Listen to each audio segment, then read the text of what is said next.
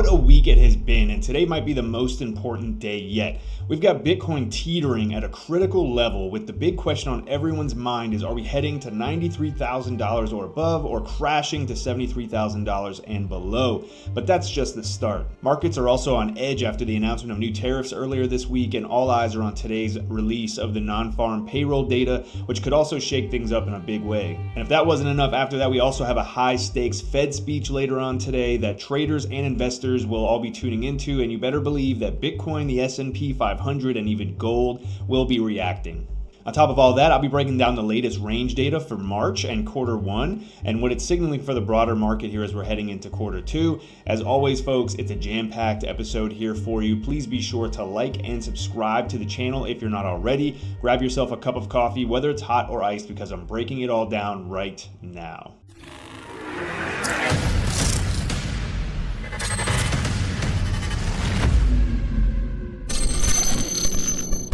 All right, folks, let's take a look at Bitcoin to begin with here. We are once again in now the month of April and quarter two, and we have some new range data that we can basically work off of, especially in the new months of April and Q2 here. And we have still been holding right at the yearly pivot, which to me is the major line in the sand, sitting at about $80,000. Bitcoin's currently trading around this $80,000 to $82,000 where we are sitting currently. And we have a few key levels that I've marked out above us, one of which being 89,630, another being 96,700, and then we have a golden pocket, which is derived from a Fibonacci retracement from the overall high at $110,000 from inauguration day to the current low at about 76,000 that we put in a few weeks back, and that gives us a golden pocket of about $98,000, which is a very normal area to see a retracement to, even if we're going to continue lower. There is some confluence there, as we do have a new quarterly NPOC, which that is a naked point of control or an untapped point of control, and that is for the quarter one range that we'll cover here in a second. And we also now have a new quarterly pivot, so similar to the yearly pivot down here at 80K, which is very key to hold on to for any more upside for currently this year. We now have a new high time frame average for quarter one, which will be really relevant for us in this quarter two of 2025. So the average of price from quarter one, it did indeed become 89,630. And as far as any kind of ranging activity between 80 to 89,000, that is just really what it is. Losing 80,000 is the key, in my opinion, for any more sizable downside. And then flipping this region right here, which is 90,000, which is also going to be that quarterly average, is the level that I would look to see us get a sizable move up towards that $93,000, $96,000, maybe even 98, and reevaluate if we get up to those key regions. Now, very locally, we saw a pretty decent move this week from 81,000 up to about 88, just shy of that quarterly pivot, that new high time frame average just above us. And at the end of the day, this is causing a little bit of FOMO as the price is rallying, fear as the price is coming down. And one of the big things I was pointing out as we were coming into this new quarter, and then we were ranging around these regions, is that we were going to have some new range data that was going to basically be something that we would be able to work off of for the following weeks here. And now that the month of March is closed off, I wanted to showcase the March range, right? So once again, time and time again, whether it's the previous day, the previous week, the previous month, quarter, 6 months, what have you, this range data is very relevant, especially in the following session. So in this example here, we're looking at a monthly range here for the month of March, that in the month of April, it is a very relevant and key region to be aware of. So all we've done simply here is we started off the month right around this region, around 83,000. We rotated up just to the high of the range, basically, and then we've rotated that range now, once again, back from the high to the low. So effectively just rotating within this region. Currently, there's really nothing to be too overly bearish about at the moment. To me, at least, I'm still looking at that $80,000 as the big key level. If we start to close daily candles and a weekly candle down below that, that's really where I start to look more on the bearish side from this point. Otherwise, we really can't get too bearish at support, and I do anticipate actually a move higher up towards that $89,000 new quarterly pivot, and even up towards $93,000 to $98,000 as well. Of course, that does change if and when we were to break 80,000 on that daily, weekly closing basis. But until then, nothing has changed. We're simply range bound. All right, so we know the relevance now about the March range here. What is also giving me a little bit more confluence stacked up here at this $89,000 area, and if and when we were to come up to this region, this is going to be a big resistance as we come into it. We'll have to look for a rejection there because it could set up a pretty decent pullback. This is pretty much coming in right above all the highs that take us all the way back to basically the beginning of March. So it will be something to be looking for. But otherwise, if we were to come up and flip this level, this is the area I'd be looking for that next move up into the $93,000 to $98,000 region. Of course, a move like that out of Bitcoin would entail a sizable bounce for the altcoins, the rest of the market. I imagine the traditional markets and stocks and everything would follow suit as well. But that's what I'm looking at the moment, right? We can't get too bearish at support. So I'll go ahead and turn off the March range here, okay? So that's the key region we're looking at a little bit more locally here. But now we have a new quarter to pay attention for. And once again, friendly reminder, as we walked into Q1, so when we started in January last quarter, so the beginning of the year, this was our previous range data that we were working off of. All right, so the Q4 of 2024 range ended right here. We opened up in this region. We did a similar thing that we just saw on the March range, right, in a little smaller time frame, looking just at a monthly data point there. And all we did here was we ran it to the high of the range and we rotated to the bottom of the range. And this was on a quarterly basis. So this is on a 3-month time frame essentially. And once again, folks, we're looking at last quarter's range relevant for the following session, i.e. the next quarter. Let's go ahead and look at what this quarter looks like now that we can work off of here in Q2. This is the range, the volume, fixed range volume profile of Q1 of this year, which is going to be very relevant for Q2. We are currently outside of the value area. So once again, the highlighted region here is where 70% of the price action takes place. This is what's known as the value area. This is a fair value price if you want to look at it like that in the market. And we can see here also that the highest level that's protruding from here, known as the point of control. This is also why I've marked this as the quarterly NPOC, because at the moment this time frame is closed, price has not returned to that region. This is known as a naked point of control, call it an untapped point of control, however you want to view it. But it is a key inefficiency in the market right now. Not a guarantee by any means, but if we are to re-enter this range, the likeliness of us seeking out that point of control is very high.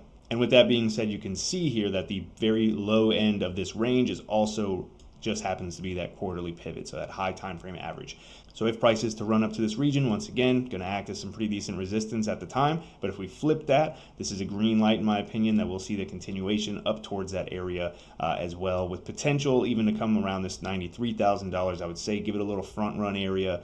Can't necessarily marry it exactly at the moment, but that's what I'd be looking for into this quarter at some point. It doesn't have to happen overnight. This could be in a few weeks from now. We could very well range around in this region until then, but the key level at the moment, the key levels, I guess you could say, 80,000 for downside, 89,000 for upside. At that point, we're looking to rotate this range potentially all the way up to the high, but in the interim of that, we'd be looking for the first key level here, which is going to be that $96,000 region. Be aware of front running that to some degree. So not only can we utilize that range data here on Bitcoin and other cryptos, we can take this even into the traditional markets and take a look at it with the S&P 500 as well as gold. So here I'm going to take a look at the SPY, which is the ETF that's measured against the S&P 500. And I will say that at the moment, to be fair, we are trading down below some key regions. Probably have to imagine that downside is still the more probable at the moment. But I will point out that a key support at the 0.382 Fibonacci retracement level is just down below us here at $531. So in a sense of looking at some key areas at this exact point in time, ranging around this region is one thing I'd be looking for, aside from just completely losing that area to look for more downside. So if I put a line in the sand, essentially for any more continued downside, it would be losing 531. Otherwise, the key for looking for some upside from here, which once again, we're trading into some at least local lows, even if the price action does roll over from here, expecting just a complete drawdown continuation, as it does happen at times. Most of the time we do actually see at least a little bit of a bounce, put in a lower high, and then you continue lower. So in the coming days and weeks, once again, the two key levels I'm looking at for the moment is going to be $531 for any more downside continuation. Otherwise, if we do come up and start living above, similar to Bitcoin, we have a yearly pivot, so a high time frame average of prices, the average of all of last year. If you start reclaiming that on a I would say even 4-hour time frame, but really looking at a daily close on 551, I'd look for that move right back up, potentially up to this 574. And similar to Bitcoin, we have a new quarterly range here on the SPY, and we are a good ways away from it. So once again, it's not a guarantee that we have to just reverse and we'll come up into this region. But if I'm looking at this from a level by level perspective, this is how I'd be playing this or paying attention to this and following this at the moment, would be that if we do continue through the 382, I would imagine we probably come down a little bit lower. Aside from that, coming back up and reclaiming 551 is more of a sign of strength. I'd imagine we'd come up back to the range low, about 570. If we re-enter that region, similar to Bitcoin, we have a natural target once we re-enter a range, which is going to be that point of control, which sits at all the way back up at about $600. So key levels, once again, 531 on the SPY for low, 551 for any more higher. And if we were to breach into this range, which is a range low of 571, I'm looking for a run up to that point of control sitting at $602. Gold has been an absolute monster, just making new highs after new highs. One of the last updates we were looking at, we were talking about how the gold pocket above, the trend-based gold pocket extension above, was probably going to be the next area that gold would make it to, assuming that it was going to hold above that 2024 high, and gold is just about reached that region. This is actually exactly where I left off on gold here. I ended up circling that region as the next major target area. And you can see we just barely front ran this area, which is sitting at about 31.78 to 32.18. The high currently sits at about 31.66, so $12 shy of the overall Fibonacci gold pocket expansion target that we were looking at on the last update, where it noted that as long as we were holding above the 2024 high, the likely scenario was going to be that we would continue up towards that region. So more locally now, there's still pretty much nothing but strength in this chart at the moment, but I will point out that if we do start to see a correction, which is pretty natural as we see these impulse moves to the upside, nothing goes up in a straight line forever. If you are to start getting a pullback, we have a similar situation here, but opposite of both Bitcoin and the S&P 500 or the SPY. We have some new range data, high time frame averages. Everything's actually below for gold, so we could actually see a little bit of a mean reversion play to those key regions in the form of a pullback. So that level for me is actually just back below $3,000, sitting at about 29.12 for the first key area here, down back below gold. Otherwise, it's continuation from here.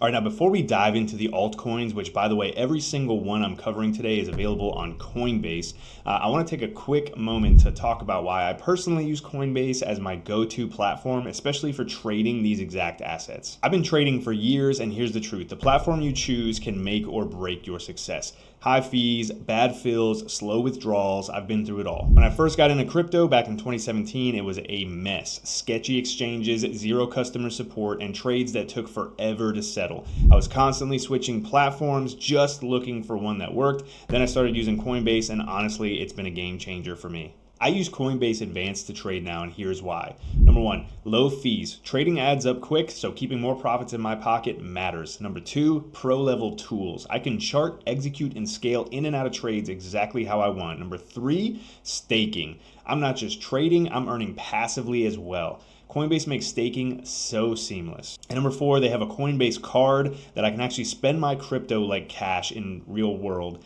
and that's super convenient in my opinion. I've watched a lot of exchanges come and go over the years, but Coinbase, it's publicly traded, fully compliant, and insured, and that level of transparency and trust is rare in crypto, and that's just really why I ended up sticking with them. And right now, Coinbase is giving up to $200 in free crypto, and you sign up using our link down below. Whether you're new to crypto or a seasoned trader, this is a perfect time to make the switch. Please be sure to grab your bonus and start trading smarter and let your crypto actually work for you. So first up, we've got ONDO Finance here, and I've pointed out several weeks ago that we had a potential bullish reversal harmonic pattern known as the bullish shark. And that was when we came down and we put in this 886 Fibonacci retracement area into a quarterly NPOC as well as a 6-month NPOC, those untapped point of controls here. Two of these were really high time frame, and as well, once again, this is a sequence of Fibonacci's that all aligned perfectly. and at the moment is holding so far. So for me, I'm looking, as long as we're holding this region here, looking for a bounce back up towards the main target of this specific pattern is the 0.5 Fibonacci retracement, and that is derived from the overall high around $2 down to the low, and that target area is about $1.43. Now on the flip side of that, if we were to come down any lower here on ONDO, there's a couple of key regions down at about 44 to 49 cents. Those would be a substantial collapse from here. Honestly, that's about a 40-50% pullback. So I would assume that the overall market's probably in a really rough spot at that point, but really can't start looking there until we start to lose this low that we put in already, sitting at about 73. So hold that 73 cents as support, and I'm looking for a bounce here out of ONDO back to these regions, one of which even being a little bit ahead of the 143 target could be the quarterly VWAP close, which sits at about 117. And then once again, we'll reevaluate as we go on from there. There are several other targets to this pattern, assuming that we continue on. We will come back to that. Quant, another project that's available over on Coinbase as well, is just floating right above a really key level. So similar to that setup that I just pointed out on ONDO, where we came down to that 6-month untapped or NPOC, right, point of control that was not met. There's one sitting here as well, a high time frame point of control that has not been revisited since we put it in, and is just below our price action right now. We're currently trading at $68, and this level is 10% lower, sitting at about $62.20. So looking to see how price may react around that region, but overall looking for this to revisit the overall range above us up at $87. If so, we'll be looking for the natural progression back up to that point of control area here. And if we were to see a range rotation come out of this as well, two key levels above for quant in the nearest term do sit at about $137 at the range high, and then ultimately another untapped yearly level at $178. Polkadot, a little bit more of an OG in the space here as well, available on Coinbase also, is trading down at about around the range lows and has been trading in this region for quite some time. So I did want to point out that we were trading around $4 at the time of recording, and we have quite a few key levels above us if we were to see a bit of a bounce out of this area here. So once again, can't get too bearish at support while we are trading near the lows here. We would have to imagine one of two things: look for a breakdown lower, or assume that we're going to see a bounce back up towards some local retracement areas, one of which for me is going to be back to the point of control up here at about $6.30. We also have the 382 retracement Fibonacci at 670, and then if we were to continue onward and upward to the high side of the range, that sits at about 770. We have an untapped yearly level here at 820, and then overall up towards about $9 would give us a gold pocket Fibonacci retracement from the high set in place just back in December to the current lows here. So whether or not we see any new all-time highs out of a potential next move up, there is potential here, assuming that Bitcoin could see that move up higher toward that 90K, 93, 96, that the altcoins could see a sizable little push up here as well, even if it's just locally back towards some key regions. This would be a 60% rally just back towards this point of control region. So that's nothing to shake your head at. Another altcoin sitting on major support, you may even consider it life support at this point, is GALA Games. And GALA Games, while this is a project that was born in the previous bull market in 2021 timeframe, it's about a $700 million market cap. So maybe not something you want to just openly throw your whole entire portfolio into, but for me, I see an opportunity here. Obviously, we'll have to look for some signs of life, but for anything that's trading down around the lows, even if once again you get pops just back up towards these areas, it is definitely something that I look to, especially when it's something that has not popped yet compared to something that maybe has ran 50, 60%, 100%. These are the things I look to when things are trading down at their lows. And even if we see a range rotation here from the low to the high, with our point of control, of course, sitting here, which is also the new untapped quarterly pivot. So the high time frame average price from last quarter, likely to be met this quarter, does sit up just above us. A move just back to there, similar to that dot setup, is at a 60% move just to get back to the point of control, which at the end of the day is a nothing burger overall, but that would be a sizable move to see here at a GALA. And then we look to see the reclaim of that region, and then potentially a whole range rotation here back up towards a untapped yearly pivot here. So that would actually be a really sizable move, over 200% if had. Once again, take it level by level, but that's what I'd be looking to here as well. GALA, also another one available on Coinbase. And I point that out so heavily that some of these projects, or all of these ones specifically, are available on Coinbase, because Coinbase is just the biggest on-ramp, in my opinion, to the new or retail investor, or just in general. I always will recommend my friends and family to it, because it's just a more trusted area than trying to load up some of these more foreign exchanges that you just never know are going to potentially just disappear and walk away with your money. Sharing some of these areas such as GALA and DOT both being at their range lows, seeing a move to just back to the upside. Maybe it's a 60% move, maybe it's a 200% move. The question always becomes, where's that money going to come from? Well, some of these will just pop on potentially some new news, but then you also have to think about the availability to that so that new investors will be able to get those altcoins a bit more easily than other exchanges, which in my opinion, I just think that adds to sometimes when we see these moves up.